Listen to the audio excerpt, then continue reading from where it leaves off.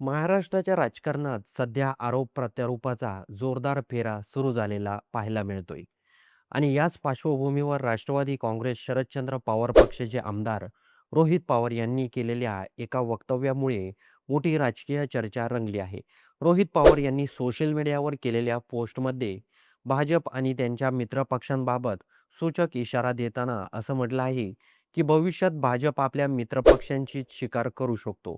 या विधानांमुळे महायुतीतील राजकारणावर प्रश्नचिन्ह उपस्थित झालं आणि विरोधकांना देखील टीका करण्याची संधी मिळाली. यावर लगेचच शिवसेनेचे खासदार श्रीकांत शिंदे यांनी प्रत्युत्तर देत रोहित पवार यांना थेट टोला लगावला. पुण्यात माध्यमांशी बोलताना त्यांनी स्पष्ट शब्दात सांगितलं की त्यांनी त्यांच्या पक्षाचा विचार करावा. आमच्या पक्षाबद्दल काळजी करण्याची गरज नाहीये. म्हणजेच महायुतीमध्ये कोणताही मतभेद नाहीये आणि बाहेरच्या लोकांनी त्याबाबत भाष्य करण्याची गरज नाही, असा स्पष्ट शब्दात संदेश त्यांनी दिला आहे. श्रीकांत शिंदे यांनी पुढे बोलताना एक महत्त्वाचा मुद्दा मांडला.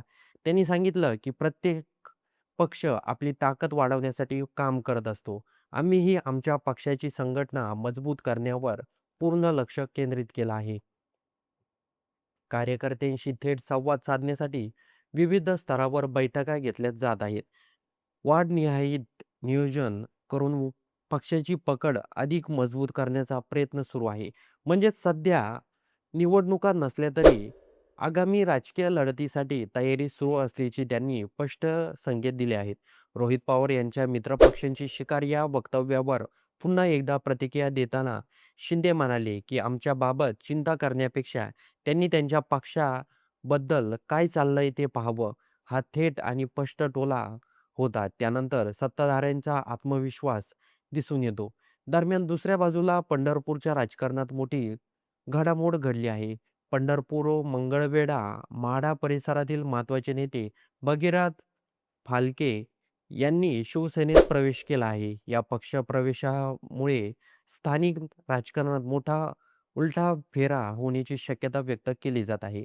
या प्रवेशावर राज्याचे उपमुख्यमंत्री एकनाथ शिंदे यांनी अत्यंत भावनिक आणि प्रतिकारात्मक शब्दात प्रतिक्रिया दिली आहे. त्यांनी म्हटलं आहे, "जशी भागीरथने गंगा पृथ्वीवर आणली, तशीच भगीरथ फालके पंढरपुरात विकासाची गंगा आणतील." या वक्तव्यानंतर त्यांनी भालके यांच्या प्रवेशाला मोठी राजकीय महत्त्व दिलं आहे. एकनाथ शिंदे यांनी पुढे सांगितलं, की भालके यांच्या प्रवेशामुळे पंढरपूर, मंगळवेढा आणि माढा या भागांमध्ये शिवसेनेची ताकद निश्चितच वाढणार आहे. त्यांनी भगव्याच्या विचाराचा उल्लेख करत हा झेंडा फक्त पक्षाचा नसून तो भागवत धर्म, प्रभू श्रीराम आणि छत्रपती शिवाजी महाराज यांच्या परंपरेचा असल्याचं सांगितलं. यामुळे त्यांनी पक्षाच्या विचारधारेवर भर दिला. तसंच त्यांनी अनिल सावंत आणि तानाजी सावंत यांचा उल्लेख करत काका पुतण्याचं राजकारण महाराष्ट्राने पाहिलं आहे. पण शिवसेनेत हे दोघे एक दिलाने काम करतील असा विश्वास व्यक्त केला आहे. म्हणजेच अंतर्गत मतभेद नसून एकसंघ ताकद म्हणून पक्ष पुढे जात असल्याचं त्यांनी दाखवण्याचा प्रयत्न केला आहे. दरम्यान ऑपरेशन टायगर या चर्चेवरही एकनाथ शिंदे यांनी भाष्य केलं. त्यांनी स्पष्टपणे सांगितलं, की ऑपरेशन टायगर वगैरे काही नाही.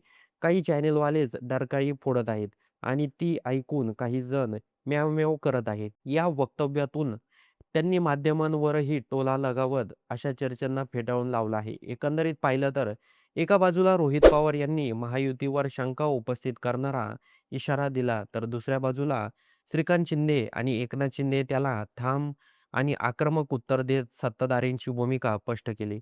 त्याचवेळी भगीरथ बालके यांच्या प्रवेशामुळे स्थानिक राजकारणात नवे समीकरण तयार होण्याची शक्यता व्यक्त करण्यात येत आहे.